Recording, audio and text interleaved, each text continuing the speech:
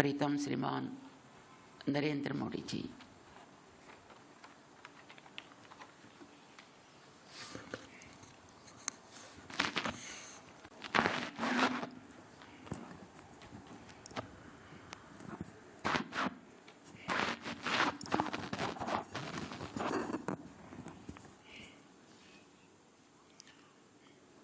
ओम असमत गुरुभ्यो नमः। ओम श्रीमते रामानुजाय नमः। कार्यक्रम में हमारे साथ उपस्थित तेलंगाना की राज्यपाल डॉक्टर तमिलसाई जी, पूज्य श्री जीयर स्वामी जी, केंद्रीय मंत्रिमंडल के मेरे सहयोगी श्री जी कृष्ण रेड्डी जी, श्रीमान डॉक्टर रामेश्वर राव जी, भागवत विभूतियों से संपन्न सभी पूज्य संतगण, देवी और सज्जनों, आज मां सरस्वती की आराधना के पावन पर्व वसंत पंचमी का शुभ अवसर है। मां शारदा की विशेष कृपा अवतार श्री रामानुजाचार्य जी की प्रतिमा इस अवसर पर स्थापित हो रही है। मैं आप सभी को वसंत पंचमी की भी शुभकामनाएं देता हूं। मैं मां सरस्वती से ये प्रार्थना करता हूं कि जगतगुरु रामानुजाचार्य जी का ज्ञान विश्व का पथ प्रदर्शन करे। साथियों, हमारे यहां कहा गया है, ध्यान मूलम गुरु मूर्ति, ध्यान मूलम गुरु मूर्ति, अर्थात हमारे गुरु की मूर्ति ही हमारे ध्यान का केंद्र है, क्योंकि गुरु के माध्यम से ही हमारे लिए ज्ञान प्रकट होता है। जो अबोध है हमें उसका बोध होता है। अप्रकट को प्रकट करने की ये प्रेरणा, सूक्ष्म को भी साकार करने का ये संकल्प, यही भारत की परंपरा रही है।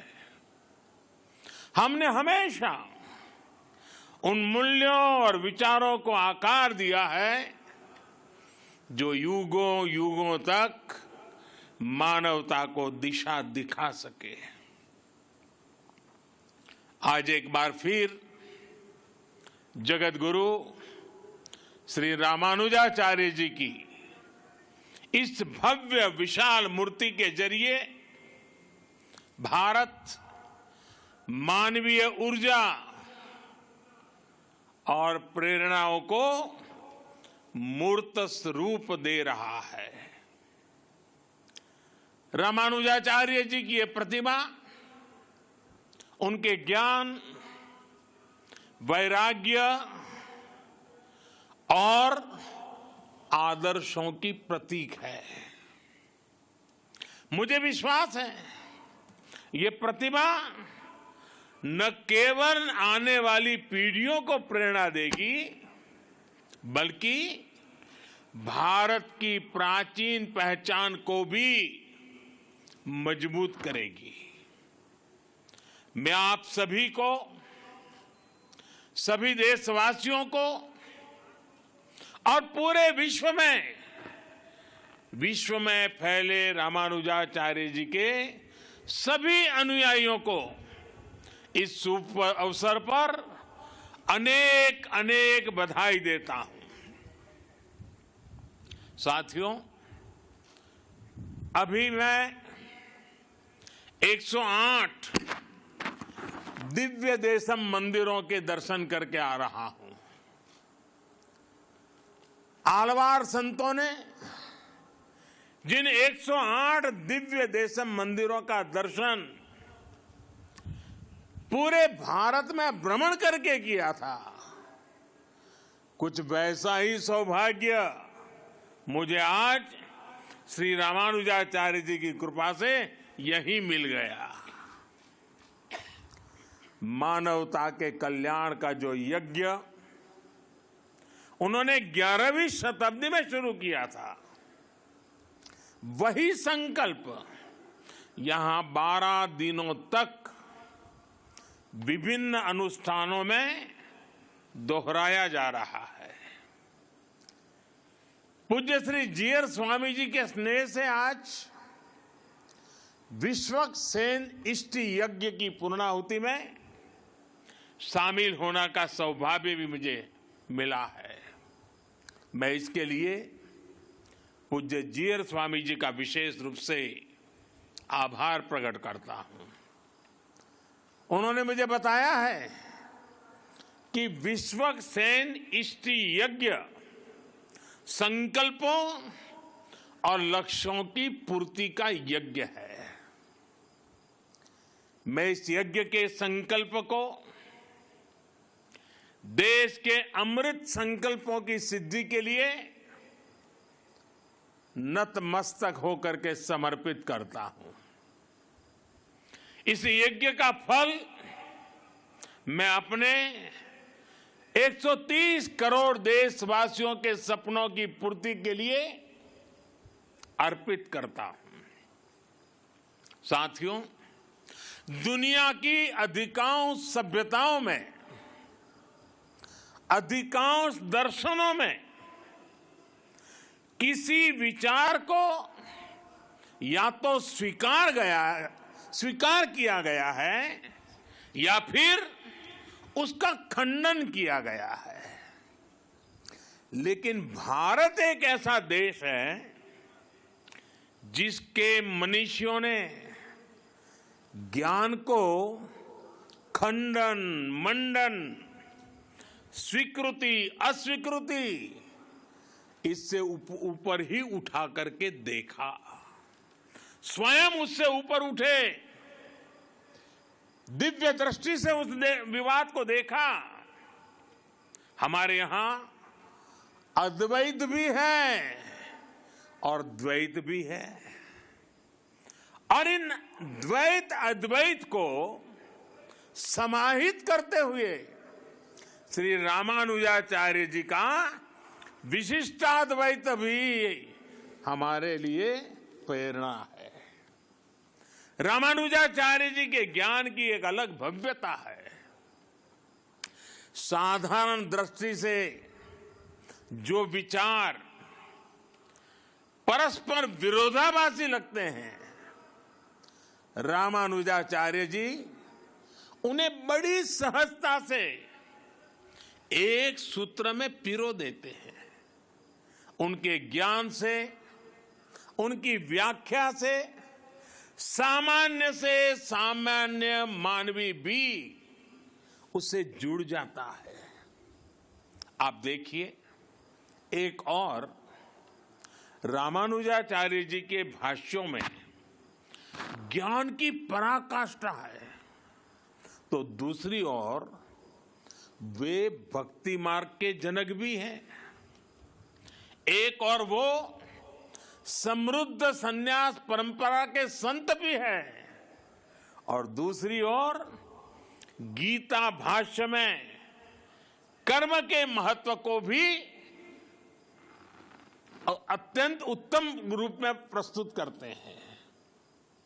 वो खुद भी अपना पूरा जीवन कर्म के लिए समर्पित करते रहे। रामानुजाचार्य जी ने संस्कृत ग्रंथों की भी रचना की और तमिल भाषा को भी भक्ति मार्ग में उतना ही महत्व दिया। आज भी रामानुज परंपरा के मंदिरों में थिरुप्पावाई के पाठ के बिना शायद ही कोई अनुष्ठान पूरा होता हो। साथियों, आज जब दुनिया में सामाजिक सुधारों की बात होती है, प्रगतिशीलता की बात होती है, तो माना जाता है कि सुधार जड़ों से दूर जाकर ही होगा। लेकिन जब हम रामानुजाचार्य जी को देखते हैं तो हमें एहसास होता है कि प्रगतिशीलता और प्राचीनता में कोई विरोध नहीं है। ये जरूरी नहीं है कि सुधार के लिए अपनी जड़ों से दूर जाना पड़े, बल्कि जरूरी ये है कि हम अपनी असली जड़ों से जुड़े, अपनी वास्तविक शक्ति से परिचित हो। आज से 1000 साल पहले तो रूढ़ियों का दबाव, अंधविश्वास का दबाव कल्पना के बाहर कितना ज्यादा रहा होगा। लेकिन रामानुजाचार्य जी ने समाज में सुधार के लिए समाज को भारत के असली विचार से परिचित करवाया। उन्होंने दलितों, पिछड़ों को गले लगाया। उस समय जिन जातियों को लेकर कुछ और भावना थी, उन जातियों को उन्होंने विशेष सम्मान दिया। यादवगिरी पर उन्होंने नारायण मंदिर बनवाया, जिसमें दलितों को दर्शन पूजन का अधिकार दिया। रामानुजाचार्य जी ने बताया कि धर्म कहता है न जाति ही कारणम लोके गुणाः कल्याण हेतव। अर्थात संसार में जाति से नहीं, गुणों से कल्याण होता है। रामानुजाचार्य जी के गुरु श्री महापूर्ण जी ने एक बार दूसरी जाति के अपने एक मित्र का अंतिम संस्कार किया था। उस समय रामानुजाचार्य जी ने लोगों को भगवान श्री राम की याद दिलाई थी। उन्होंने कहा कि अगर भगवान राम अपने हाथों से जटायु का अंतिम संस्कार कर सकते हैं, तो फिर भेदभाव वाली सोच का आधार धर्म कैसे हो सकता है। ये अपने आप में बहुत बड़ा संदेश है। साथियों, हमारी संस्कृति की ये विशेषता रही है कि सुधार के लिए हमारे समाज के भीतर से ही लोग निकलते हैं। युगों से देखते आइए, समाज में जब भी कुछ बुराई के तत्व फैलने लगते हैं, कोई न कोई महापुरुष हमारी ही बीच में से पैदा होता है। और ये हजारों वर्षों का अनुभव है कि ऐसे सुधारकों को हमेशा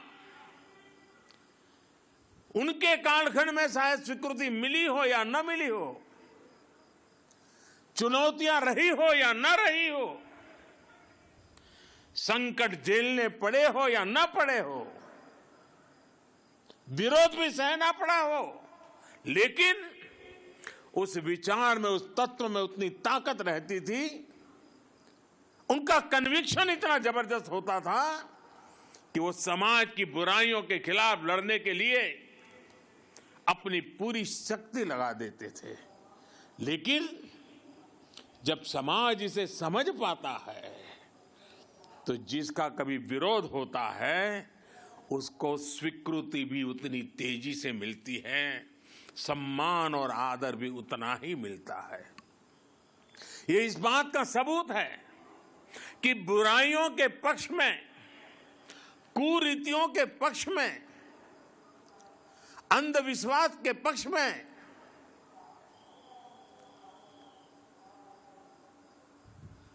इन जनरल हमारे समाज में सोशल सैंक्शन नहीं होता है। जो बुराई से लड़ते हैं, जो समाज को सुधारते हैं, हमारे यहां उन्हें ही मान और सम्मान मिलता है। भाइयों और बहनों, आप सब लोग रामानुजाचार्य जी के जीवन के विभिन्न आयामों से परिचित है। वो समाज को सही दिशा देने के लिए अध्यात्म के संदेशों का भी प्रयोग करते थे और व्यावहारिक जीवन का भी। जाति के नाम पर जिनके साथ भेदभाव होता था, रामानुजाचार्य जी ने उन्हें नाम दिया थिरुकलधार, यानी लक्ष्मी जी के कुल में जन्म लेने वाला श्री कुल या देवीय जन। वो स्नान करके आते समय अपने शिष्य धनुर्दास के कंधे पर हाथ रखकर आते थे। ऐसा करके रामानुजाचार्य जी छुआछूत की बुराई को मिटाने का संकेत देते थे। यही वजह थी कि बाबा साहब आंबेडकर जैसे समानता के आधुनिक नायक भी रामानुजाचार्य जी की भरपूर प्रशंसा करते थे और समाज को भी कहते थे कि अगर सीखना है तो रामानुजाचार्य जी की शिक्षा से सीखो।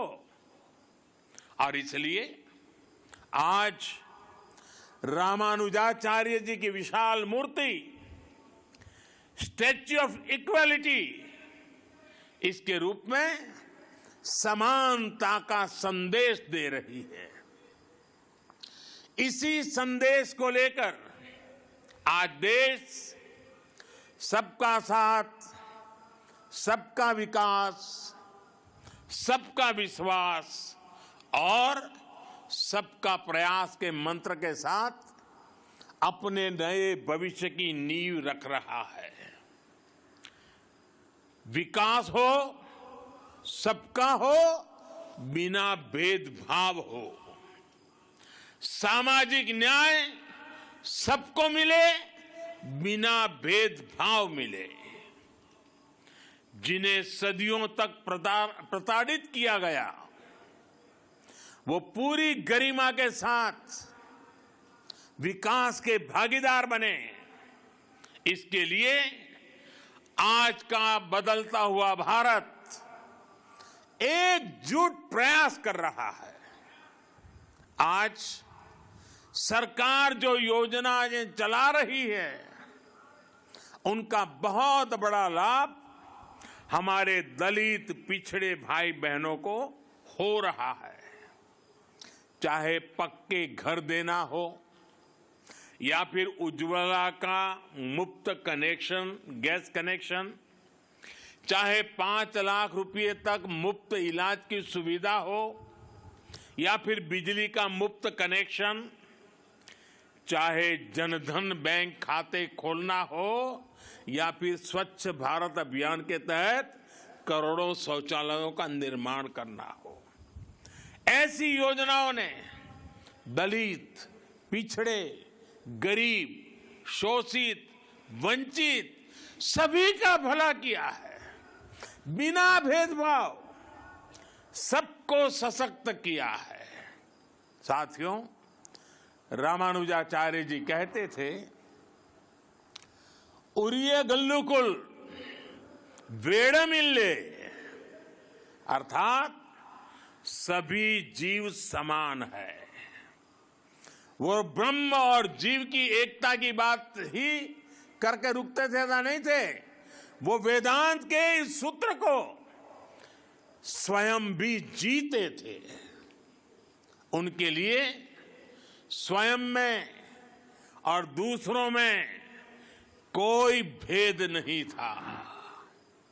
यहां तक कि उन्हें अपने कल्याण से ज्यादा जीव के कल्याण की चिंता थी। उनके गुरु ने कितने ही प्रयासों के बाद जब उन्हें ज्ञान दिया तो उसे गुप्त रखने के लिए कहा, क्योंकि वो गुरु मंत्र उनके कल्याण का मंत्र था। उन्होंने साधना की थी, तपस्या की थी, जीवन समर्पित किया था और इसलिए ये गुरु मंत्र मिला था। लेकिन रामानुजाचार्य जी की सोच अलग थी। रामानुजाचार्य जी ने कहा, पतिश्चे एक एवाहम, पतिश्चे एक एवाहम, नरके गुरु पातकात्, सर्वे गच्छन्तु भवताम कृपया परमं पदम। यानी मैं अकेला नरक जाऊं तो भी कोई बात नहीं, लेकिन बाकी सबका कल्याण होना चाहिए। इसके बाद उन्होंने मंदिर के शिखर पर चढ़कर हर नारी को वो मंत्र सुनाया, हर नर को वो मंत्र सुनाया जो उनके गुरु ने उन्हें उनके कल्याण के लिए दिया था। समानता का ऐसा अमृत रामानुजाचार्य जी जैसा कोई महापुरुष ही निकाल सकता था, जिसने वेद वेदांत का वास्तविक दर्शन किया हो। साथियों, रामानुजाचार्य जी भारत की एकता, भारत की अखंडता का भी एक प्रदीप्त प्रेरणा है। उनका जन्म दक्षिण में हुआ, लेकिन उनका प्रभाव दक्षिण से उत्तर और पूरब से पश्चिम तक पूरे भारत पर है। अन्नामाचार्य जी ने तेलुगु में उनकी प्रशंसा की है। कनकदास जी ने कन्नड़ भाषा में रामानुजाचार्य जी की महिमा गाई है। गुजरात और राजस्थान में अगर आप जाएंगे तो वहां भी अनेक संतों के उपदेशों में रामानुजाचार्य जी के विचारों की सुगंध में महसूस होती है। और उत्तर में रामानंदीय परंपरा के गोस्वामी तुलसीदास जी से लेकर कबीरदास तक हर महान संत के लिए रामानुजाचार्य परम गुरु है। एक संत कैसे अपनी आध्यात्मिक ऊर्जा से पूरे भारत को एकता के सूत्र में पिरो देता है, रामानुजाचार्य जी के जीवन में हम ये देख सकते हैं। इसी आध्यात्मिक चेतना ने गुलामी के सैकड़ों वर्षों के कालखंड में भारत की चेतना को जागृत रखा था।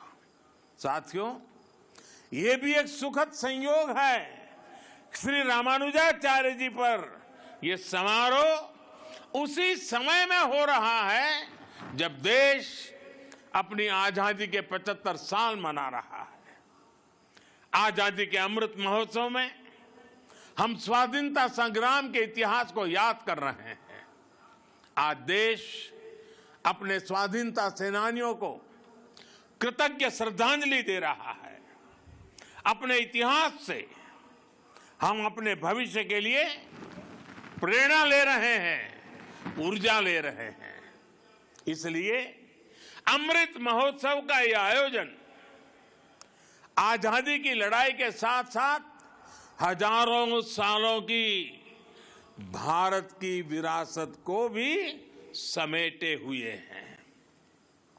हम जानते हैं भारत का स्वाधीनता संग्राम केवल अपनी सत्ता और अपने अधिकारों की लड़ाई भर नहीं था। इस लड़ाई में एक तरफ अपनी वैश्विक मानसिकता थी तो दूसरी तरफ जियो और जीने दो का विचार था। इसमें एक और ये नस्लीय श्रेष्ठता और भौतिकवाद का उन्माद था तो दूसरी ओर मानवता और आध्यात्म में आस्था थी। और इस लड़ाई में भारत विजयी हुआ, भारत की परंपरा विजयी हुई। भारत के स्वाधीनता संग्राम में समानता, मानवता और अध्यात्म की वो ऊर्जा भी लगी थी जो भारत को रामानुजाचार्य जी जैसे संतों से मिली थी। क्या हम गांधी जी के बिना अपने स्वाधीनता संग्राम की कल्पना कर सकते हैं? और क्या हम अहिंसा और सत्य जैसे आदर्शों के बिना गांधी जी की कल्पना कर सकते हैं? आज भी गांधी जी का नाम आते ही वैष्णवजन तो तेने रे कहिए ये धुन हमारे अंतर मन में बजने लगती है। इसके रचयिता नरसिंह मेहता जी रामानुजाचार्य जी की भक्ति परंपरा के ही महान संत थे।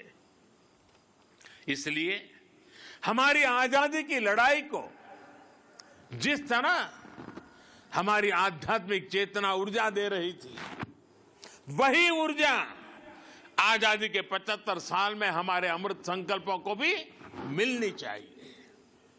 और आज जब मैं भाग्यनगर में हूं, हैदराबाद में हूं, तो सरदार पटेल जी का विशेष उल्लेख जरूर करूंगा। वैसे किशन रेड्डी जी ने अपने वक्तव्य में बड़ा विस्तार से उसके लिए कहा। भाग्यनगर का कौन ऐसा भाग्यशाली होगा, कौन ऐसा हैदराबादी होगा जो सरदार पटेल की दीर्घदृष्टि, सरदार पटेल का सामर्थ्य और हैदराबाद के आन बान शान के लिए सरदार साहब की कूटनीति को न जानता हो। आज देश में एक और सरदार साहब की स्टैच्यू ऑफ यूनिटी, एकता की शपथ दोहरा रही है, तो रामानुजाचार्य जी की स्टैच्यू ऑफ इक्वालिटी समानता का संदेश दे रही है। यही एक राष्ट्र के रूप में भारत की चिर पुरातन विशेषता है। हमारी एकता सत्ता या शक्ति की बुनियाद पर नहीं खड़ी होती। हमारी एकता समानता और समादर इस सूत्र से सृजित होती है। और साथियों, आज जब मैं तेलंगाना में हूं तो इस बात का जिक्र भी जरूर करूंगा कि कैसे तेलुगु कल्चर ने भारत की विविधता को सशक्त किया है। तेलुगु कल्चर की जड़ों का विस्तार सदियों में फैला हुआ है। अनेक महान राजा रानियां इसके ध्वजवाहक रहे हैं। सातवाहन हो, काकातिया हो या विजयनगर साम्राज्य, सभी ने तेलुगु संस्कृति की पताका को बुलंद किया। महान कवियों ने तेलुगु संस्कृति को समृद्ध किया है। पिछले वर्ष ही तेलंगाना में स्थित 13वीं शताब्दी के काकातिया रुद्रेश्वर रामाप्पा मंदिर को यूनेस्को विश्व धरोहर स्थल घोषित किया गया है। वर्ल्ड टूरिज्म ऑर्गेनाइजेशन ने पोचमपल्ली को भी भारत के सबसे बेहतरीन टूरिज्म विलेज का दर्जा दिया है। पोचमपल्ली की महिलाओं का हुनर पोचमपल्ली साड़ियां के रूप में विश्व विख्यात है। ये वो संस्कृति है जिसने हमें हमेशा सद्भाव, भाईचारा और नारी शक्ति का सम्मान करना सिखाया है। तेलुगु संस्कृति की इस गौरवशाली परंपरा को आज तेलुगु फिल्म इंडस्ट्री भी पूरे आन बान शान से आगे बढ़ा रही है। तेलुगु सिनेमा का दायरा सिर्फ उतना ही नहीं है जहां तेलुगु बोली जाती है, इसका विस्तार पूरे विश्व में है। सिल्वर स्क्रीन से लेकर ओटीटी प्लेटफॉर्म्स तक इस क्रिएटिविटी की चर्चा छाई हुई है। भारत के बाहर भी खूब प्रशंसा हो रही है। तेलुगु भाषी लोगों का अपनी कला और अपनी संस्कृति के प्रति ये समर्पण सभी के लिए प्रेरणा समान है। साथियों, आजादी के 75वें वर्ष में इस अमृत काल में श्री रामानुजाचार्य जी की ये प्रतिमा प्रत्येक देशवासी को निरंतर प्रेरित करेगी। मुझे पूरा भरोसा है आजादी के अमृत काल में हम उन कुरीतियों को भी पूरी तरह समाप्त कर पाएंगे जिन्हें खत्म करने के लिए श्री रामानुजाचार्य जी ने समाज को जागृत किया था। इसी भाव के साथ पूज्य स्वामी जी का आदर पूर्वक धन्यवाद करते हुए इस पवित्र अवसर में हिस्सेदार बनने के लिए आपने मुझे अवसर दिया, मैं आपका बहुत आभारी हूं। विश्व भर में फैले हुए प्रभु रामानुजाचार्य जी के विचारों से प्रभावित प्रेरित हर किसी को मैं अनेक अनेक शुभकामनाएं देता हूं। मेरी वाणी को विराम देता हूं। आप सबका बहुत बहुत धन्यवाद।